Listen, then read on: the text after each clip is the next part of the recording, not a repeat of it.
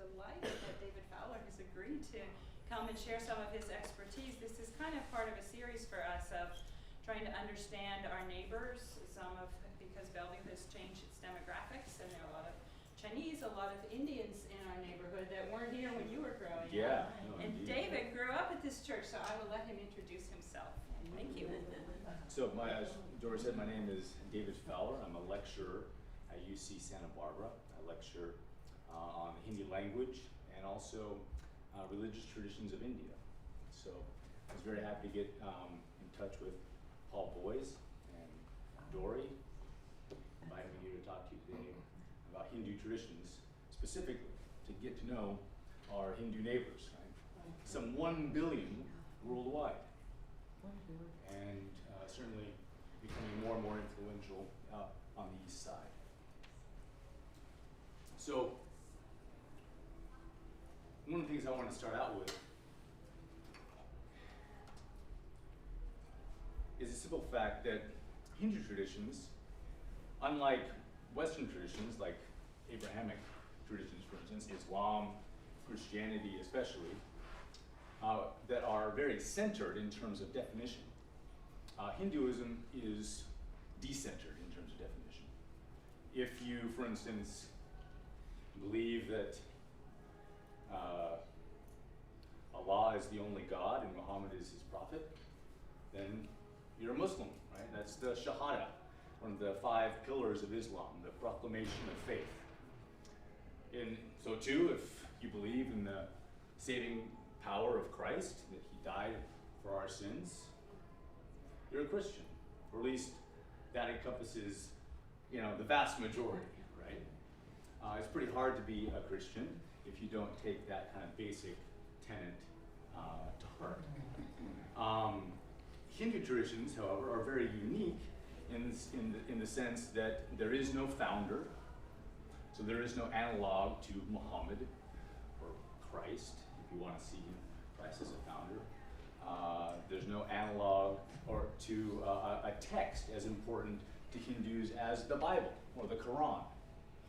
Right? So these Abrahamic traditions are often referred to as traditions of the book. Certainly Hindu traditions have sacred scriptures, but again, there's not one sacred scripture that is uniformly understood as sacred for all Hindus. Various traditions within Hinduism will view individual texts as important, and some see them as less important. So again, no analog to the Bible or the Quran, no analog to Muhammad or Jesus in terms of these founding figures, charismatic founding figures.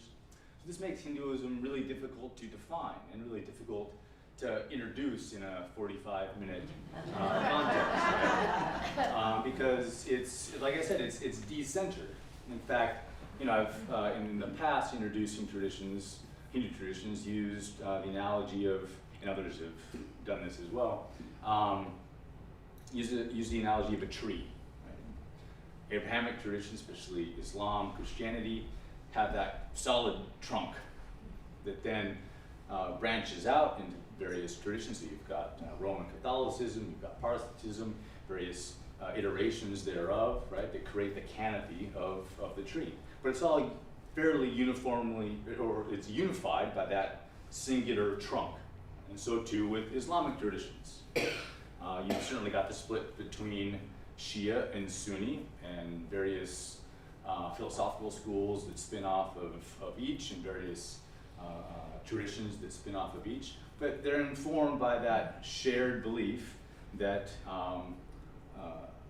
Allah is, there's no God but Allah, and Muhammad is his messenger. For Hindu traditions, what many scholars use, remaining with that kind of tree symbolism, is a Bunion Tree. Now this is a tree that perhaps not many have heard of, but it's a tree organic to the South Asian context. And by South Asia, I mean India, Pakistan, Afghanistan, Bangladesh, Sri Lanka, Nepal, and Bhutan. Indigenous to the South Asian context, but it's very unique. Dad and I saw one actually when we were in Calcutta.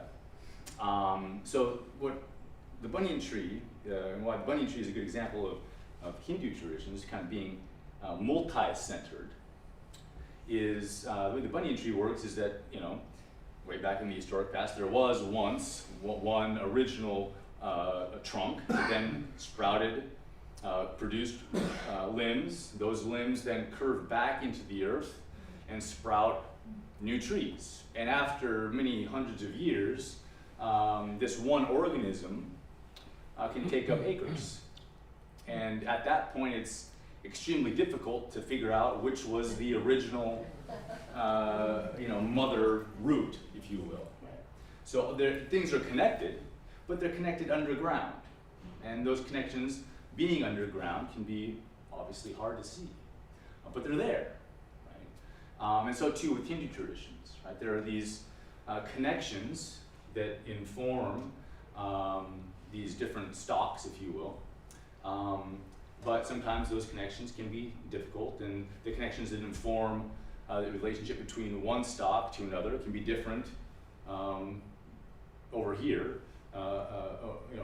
The connections that inform one stock to another over here can be different than the connections that form one stock and its root from over here, right? So it's certainly a very complex situation in talking about Hindu traditions being so multi-centered as they are.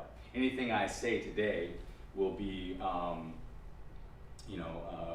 very limited in terms of it representing only a part of Hindu traditions.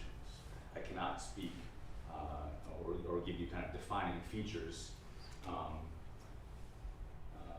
as I could with Abrahamic traditions, as discussed earlier. Okay, so let's hang on with that foregrounding of kind of how difficult it is to kind of think around Hindu traditions by their de-centered nature. Again, no founders, no one text. Let me begin by introducing to you what I think are nevertheless some salient features of Indic religions in general and Hindu traditions specifically.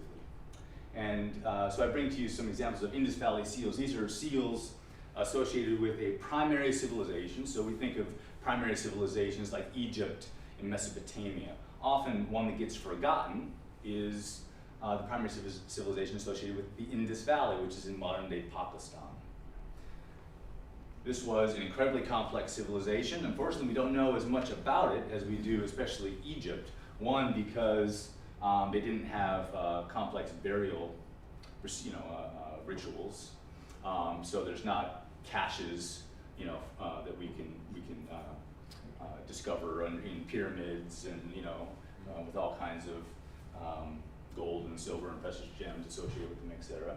And the other, perhaps even more important, is the fact that this script here, you'll see on the bottom, and a lot of these seals are on the top, and depending on context, we don't know what it says. So it's one of the great problems of studying early Indian history is that here we have this incredibly rich, culture wanting to talk to us, but we can't hear them because we can't decipher the script. So we're left to just kind of look and wonder at what the meanings behind these images we'll see, and so I'll kind of have some fun with that today. To begin, anyway. So one of the things that one of the reasons why I wanted to show you these slides, given the antiquity, is that I think they illustrate something very important that informs later Indic belief and practice, which is this understanding that life is connected, right, across species and across forms, right? So we've got here in this image, for instance, we've got a plant, and from the plant is emerging also an animal. So we've got a hybridity, plant-animal. So these plant and animal life forms are somehow connected because we have here a hybridity of them. And so too, there's more detail, so it could be hard to perhaps see exactly what's going on. But here we have a figure, human or humanoid, that is emerging from a plant, seems that this person is paying reverence to the individual emerging from the plant. Long hair, maybe a woman, maybe not, but they have a headdress here that seems to be plant-like, also in structure. Individual has appear to be spikes or perhaps leaves on their arm, again illustrating that sense of hybridity and connectivity between life forms, plant, human in this context. And then we have these 7 figures down here that are very much like the person emerging from the plant, again further illustrating this connectivity. Here we have kind of all 3, well, I shouldn't say all 3, but at least human and animal, right? So we have plant, human here. We have what would appear to be human, animal here. Human face would appear on the animal. Although these things are difficult to make out. When I first, when I studied Indus Valley seals in college in books, they were always big in the textbooks like this, right? And then I went to the British Museum and went to India, and they're just these little tiny things that I had no idea, how small they were. So keep that in mind. The artistry here, the craftsmanship is really fantastic. And that being the case, you have to wonder, why were these images chosen for that skill set? Right? Obviously, there's something important that the culture is expressing here. These figures are important. The sense of hybridity is important that's behind it. So here, again, going back to this image, seem to have here what would appear to be a human face on an animal body. Right, so here we have plant-animal hybridity, here we have plant-human hybridity, and then human-animal hybridity. Connection between life forms. Now, I'll certainly admit what I'm doing here is somewhat risky, but in a 45-minute presentation, 45-minute presentation, I'm willing to take a few risks here, and that is, trying to make connections between what's going on in this ancient primary civilization and what's going on in, early or medieval or even modern Hinduism is tough, right? Because we don't know the script, et cetera, et cetera. But I think, hopefully the case I'll make is at least somewhat persuasive. Here, again, we have a central figure here, seems to have a human head, is at least, if not organically horned, at least wearing a headdress of horns, thus indicating this sense of hybridity, this relationship between life forms. And then also here, again, it's unclear if what we're seeing is clothing or an attempt to kind of mirror the striping of the tiger that's near him. But nevertheless, I think, whether or not we embrace the idea that this is a mere headdress or this is a piece of clothing that looks like a tiger, nevertheless, I think either way we take it, this sense of hybridity, relationships between life forms is something that's being stressed here. And again, that can be furthered simply by the fact that this being, this humanoid, is surrounded by animal life. So there's clearly a connection. A lot of the other seals, and I'm just showing you a small fraction, a lot of the other seals of the Indus Valley will show an animal being revered. Right? So clearly animals were thought of as somehow sacred. So again, respect for animal life, respect for plant life, respect for human life, in the sense that they're all connected. And here we have another one. Here we have what would appear to be 2 men fighting over a woman.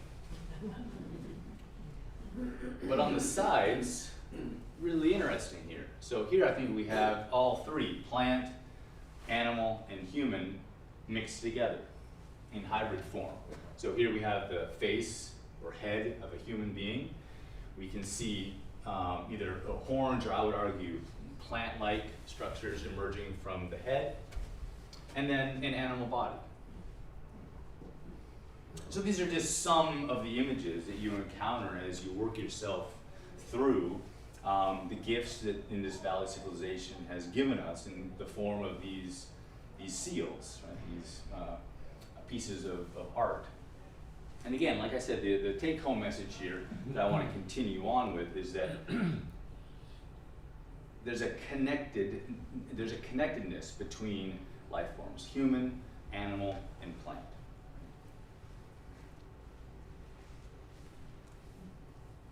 So this is, now we're well outside the Indus Valley. This is a relief sculpture in Mahabalipuram, South India, and Dad and I were there. Actually now, it's rather long ago.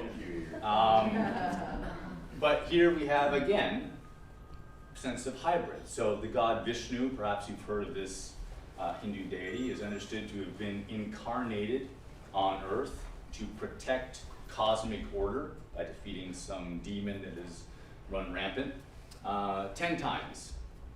One of those incarnations is a boar. The Mother Earth is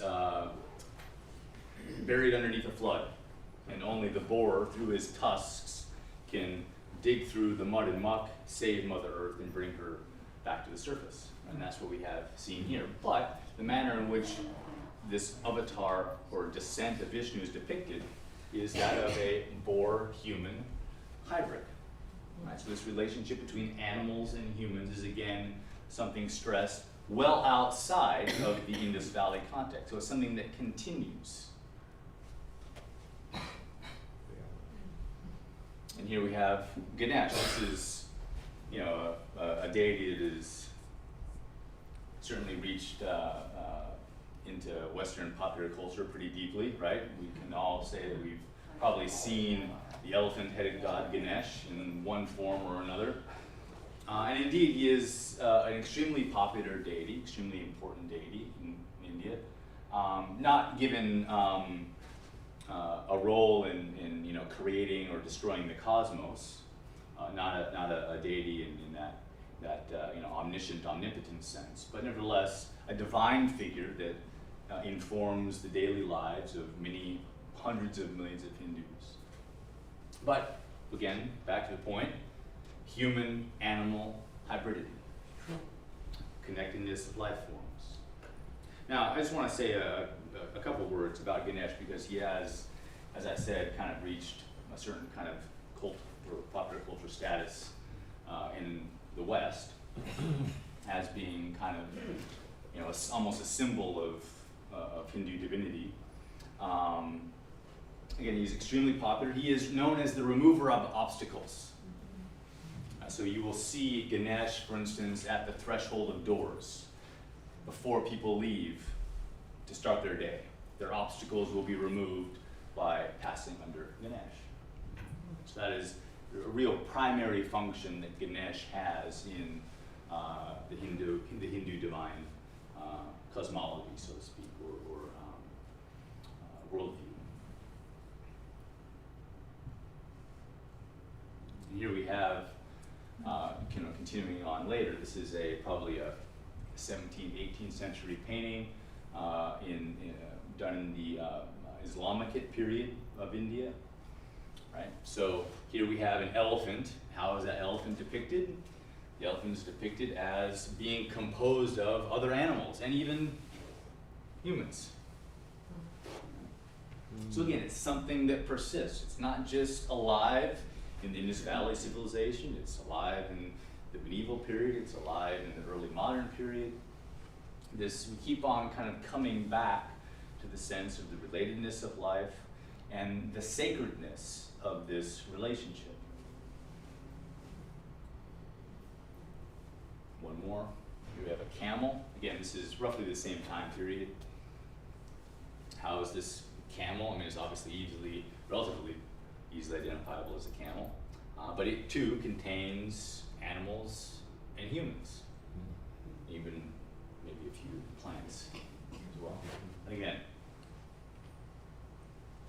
the relatedness of life forms, connectivity, hybridity is something that is stressed. And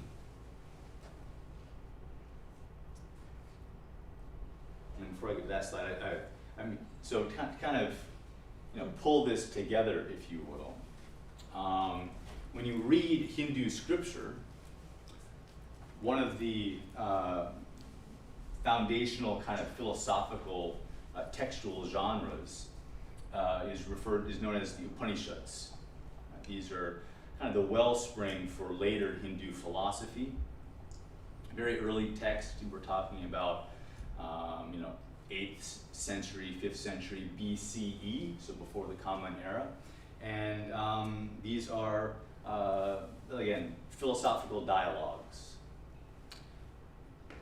and creation narratives, right, that we see in these texts, amongst other things.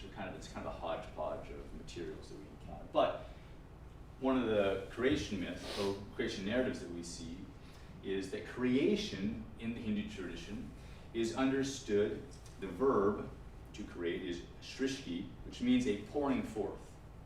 And the Upanishads relate the act of creation as not a divine figure sitting back and decreeing that X, Y, or Z be made, but a pouring forth of the divine self into creation, right?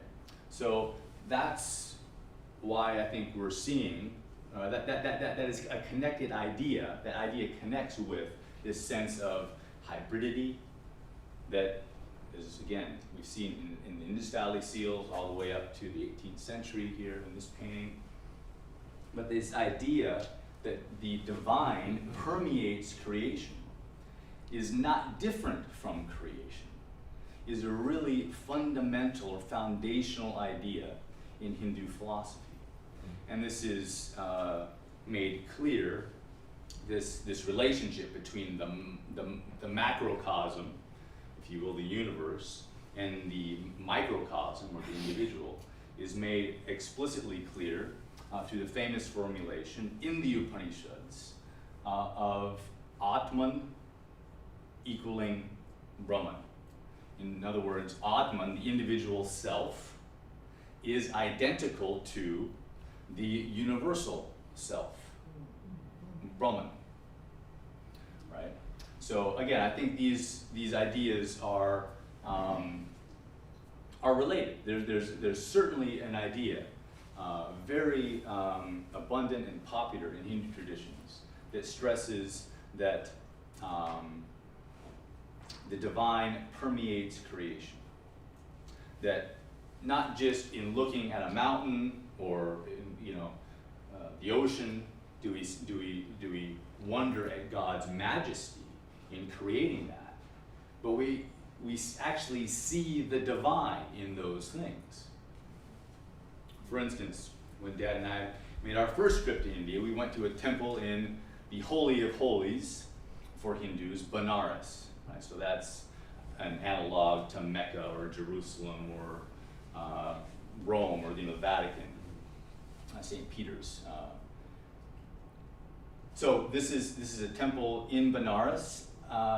In every temple there will be a central image to be worshipped. What is the central image in the temple here? That central image is a topographic map of South Asia. Right? So again, underscoring that the very landscape, the mountains, lakes, rivers, and dirt of India is fused with sacrality, right? Is one and the same.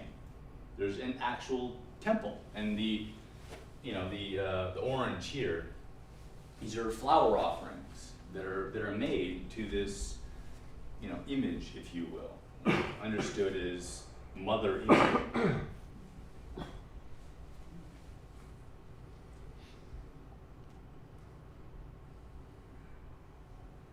So, continuing on this theme, pardon the kind of the crude means by which this was made, but hopefully it gets the point across here.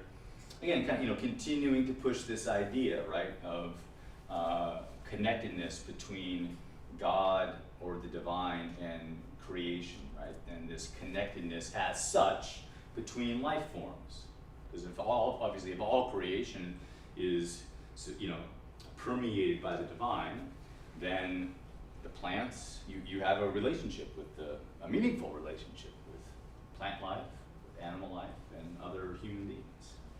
There's a connection, the divine. And so in mainstream Judeo-Christian Islamic thought, there's a break between God or perfection and human beings in creation. Now, I will say there is one important exception to that, right? Christ. But exception it is nonetheless. He is nonetheless. Mainstream Judeo-Christian and Islamic thought do not believe that ordinary human beings or that creation itself have the capacity to become divine. In Hindu traditions, however, that line remains unbroken. So, just as you can worship a god in mainstream Judeo-Christian or Islamic thought, in Indic thought, you can worship a human being as a kind of incarnation or earthly representation, embodiment of the divine. So human beings have that capacity. Creation has that capacity, as we just saw with the temple to Mother India. And this is also important, connecting back to that Mother India image, to the idea that rivers, lakes, mountains, as rivers, lakes, and mountains are understood as sacred. The Ganges River, for instance, in India is a sacred river. She's Ganga Ma, Mother Ganges. She's a goddess and she's worshipped, right? So, again, stressing this idea of connectedness between God or perfection and human beings and creation. That's something that's very much alive in Hindu traditions, and the cult of personality is something that's very much alive in Hindu traditions. So you get a lot of this idea that a various guru or various saint is seen as an embodiment of the divine, and a means of accessing proximately divine power to help typically in negotiation of everyday life, right? Kind of, as I sometimes say, right? If you, in this connection, if you want to raise, if you work at Starbucks and you want to raise, do you go to Howard Schultz or do you go to your shift supervisor? Right? Well, typically you go to your shift supervisor, and so too, these figures that are understood as being, incarnations of the divine, be they, gurus, Hindu saints, are accessed for these more mundane, if you will, points of life, to have a good score on a test, to get a job that they want, to make sure that a sick relative is taken care of, et cetera, right? So this understanding of the divine allows everyday Hindus to proximately and easily interact with these figures to solve everyday problems.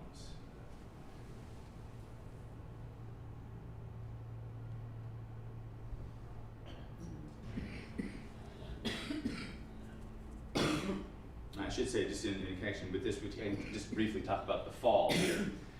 So in Western traditions, Judeo or Abrahamic traditions, the fall is not a grasping, or it involves not a grasping for knowledge. Obviously this is rooted in disobedience, but it involves not an attempt at grasping for knowledge, but the fall in Hindu traditions is understood as an inability to grasp the knowledge that you are one with the divine.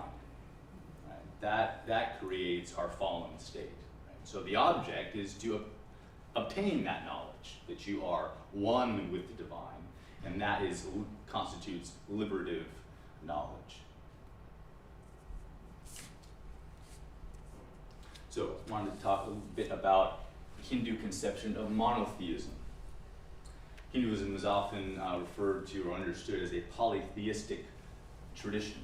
And insofar as that conveys the sense that Hinduism has a lot of gods to be worshipped, then that's certainly true. But if that means that each god has their compartment of set duties that don't overlap, then that's not true. So, Abrahamic monotheism and Hindu monotheism, monotheism I think is a fine word to use in both, but there's a special sense in which that needs to be kind of recast in the Hindu context.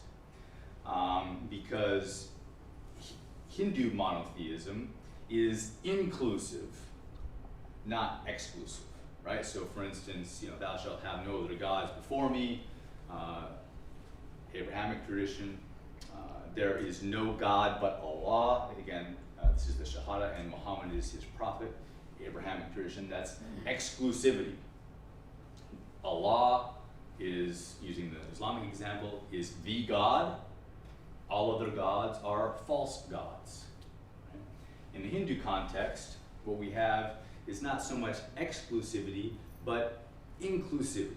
Right? So there's a oneness that in the oneness of monotheism includes a multiplicity of visions of that oneness. So here, this image I think conveys that nicely. You've got one central deity, and then many deities behind. So this central deity can be understood as the god or goddess, as the case may be, that is given greatest cosmogonic significance. They are the creator, maintainer, and destroyer of the world. They are omniscient, they are omnipotent. But that doesn't mean that there can't be other gods behind them, if you will, charged with doing their bidding.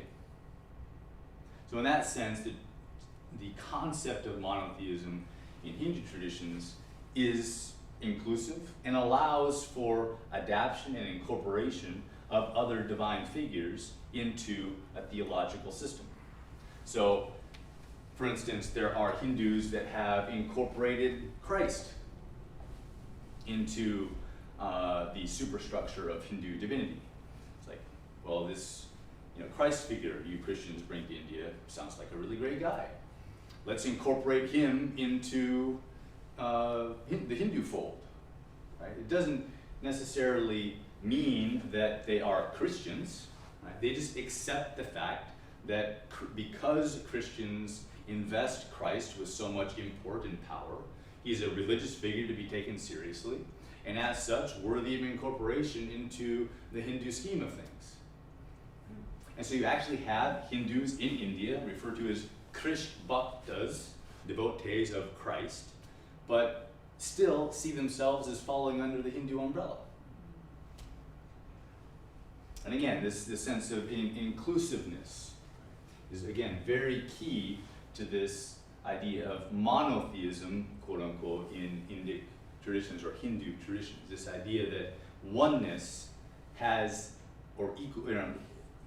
oneness has inbuilt in it a sense of manyness, and that they are not mutually exclusive. So again, you'll have, to name a few important Hindu deities, Shiva, Krishna, Vishnu, the goddess, seen as that one primary deity, but the other gods and goddesses, so let's say that this is, the primary god here is Krishna.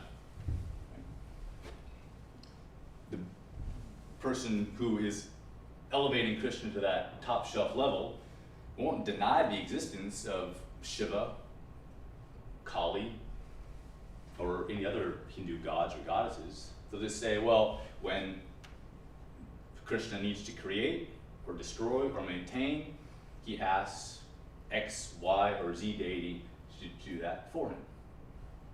So that's the way that this sense of inclusiveness is actualized, and how an image like this actually rings true for the concept of Hindu monotheism.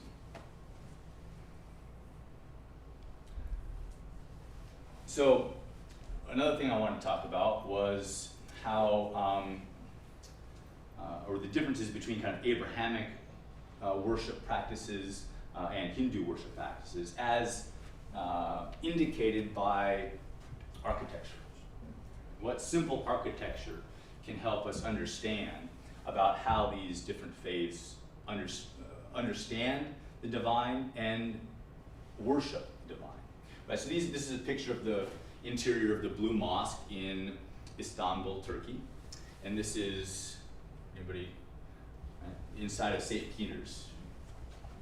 Right, so here's Michelangelo's dome, here's Bernini's sculpture, right?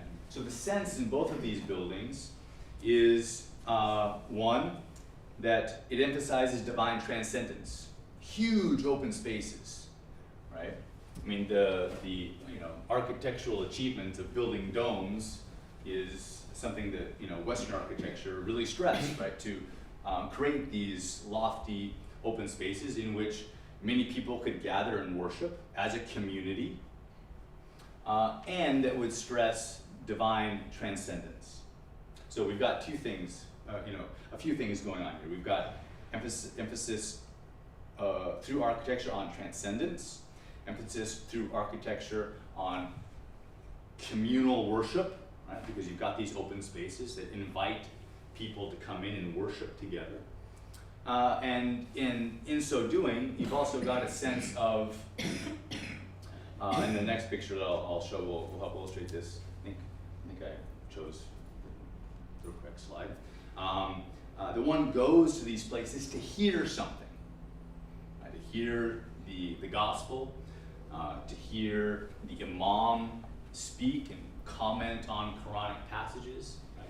But it's primarily you go there to interact as a community and to hear the divine message. Now, in the Hindu context, I must have switched slides, I guess. So what I was going to show was a mosque in Isfahan, Iran, beautiful, absolutely gorgeous mosque whose architecture was built to be kind of acoustically supreme.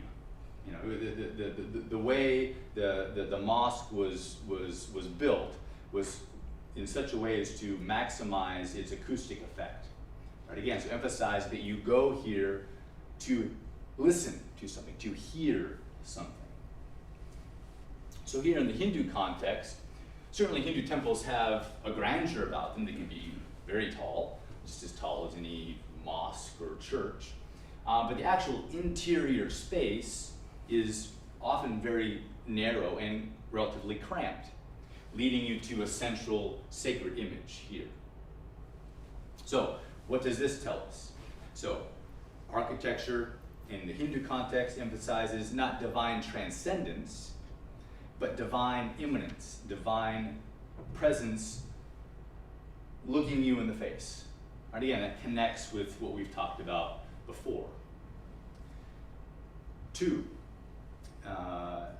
emphasizes that because these spaces are narrow and relatively cramped, that the worship experience is not centered around communal worship, but individual interaction with the divine, centered around not hearing, but seeing. And this is the key concept that informs Hindu worship, this idea of darshan.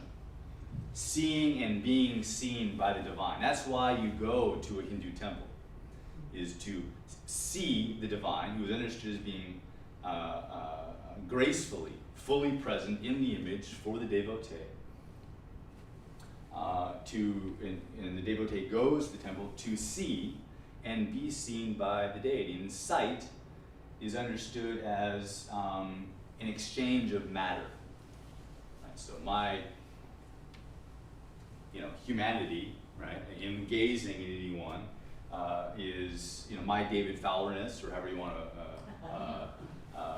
think about it, is communicated to you, and your Hugh Fowlerness is communicated to me materially. Right?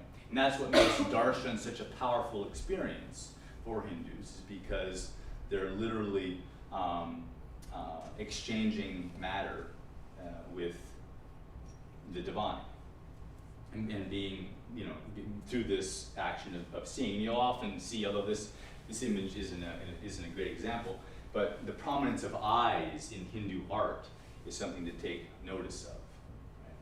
Right? It's because of this concept of darshan, this seeing and being seen is so fundamental. So we're running out of time here, so I want to talk about this image. So India has written not just textual traditions, but it's extraordinary in its visual effects as well. India is a place that delights and activates the senses: sight, hearing, taste, smell, sound. If you go to India, you'll be overwhelmed by all of this, and as it affects the divine space, pictures, popular poster art, pictures, sculptures, etc., are something that deeply inform your experience of India. There are many wayward shrines, public and private, legal and illegally placed on the streets of India, that allow individuals to take a moment out of their day and commune with the divine.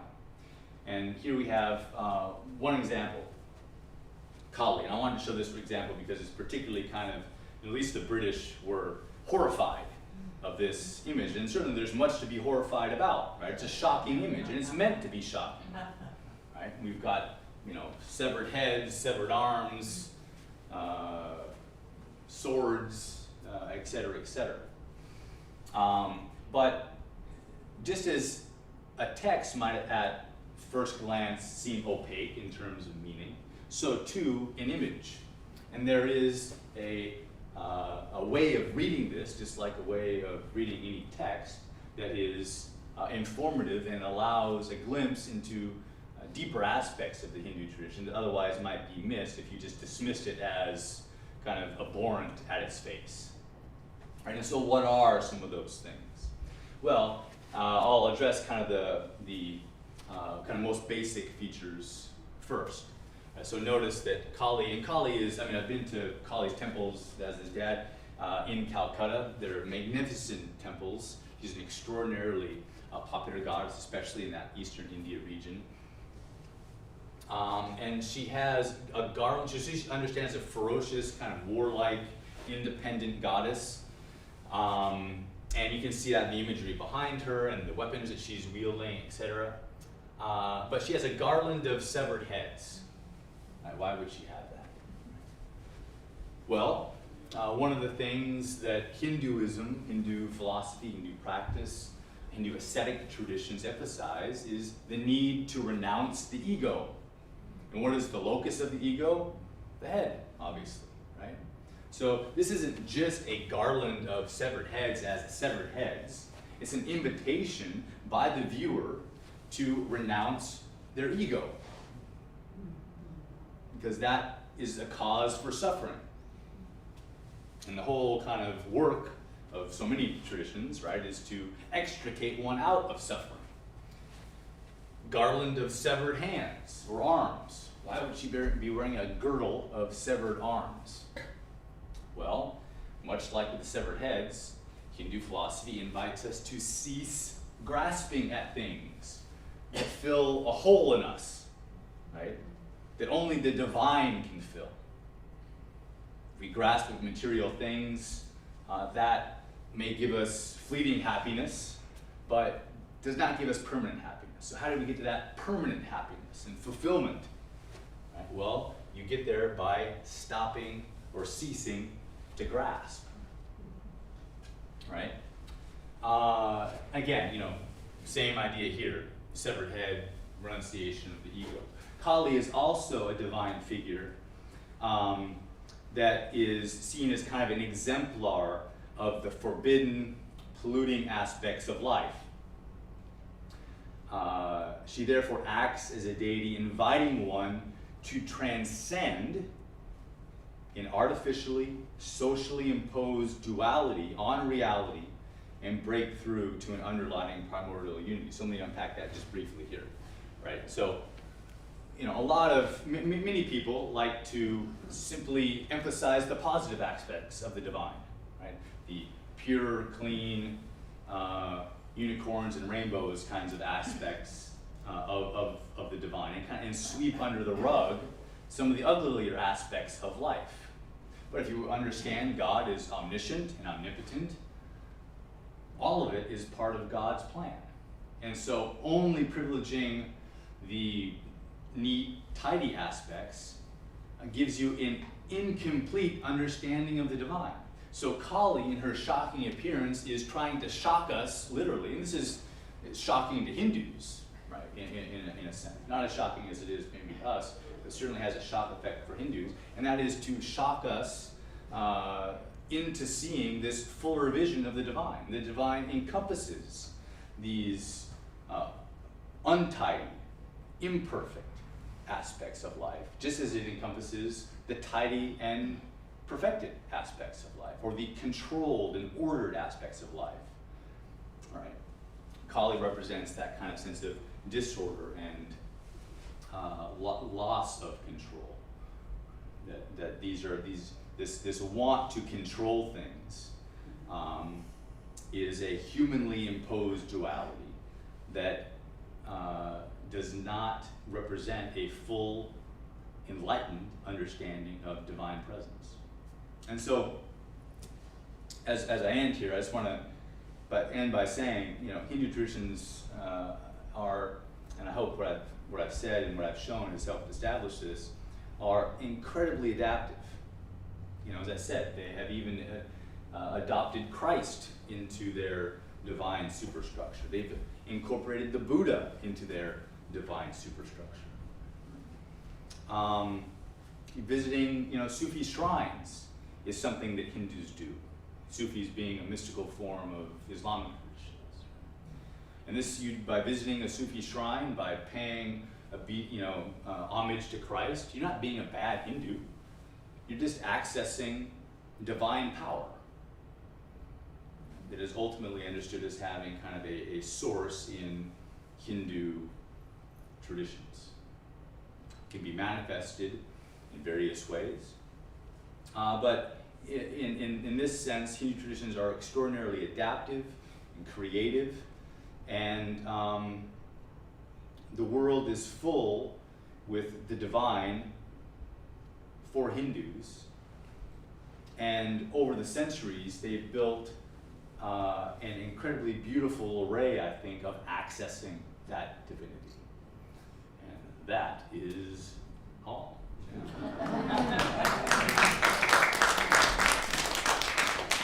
wish we had more time for questions. It's so frustrating to have only 45 minutes.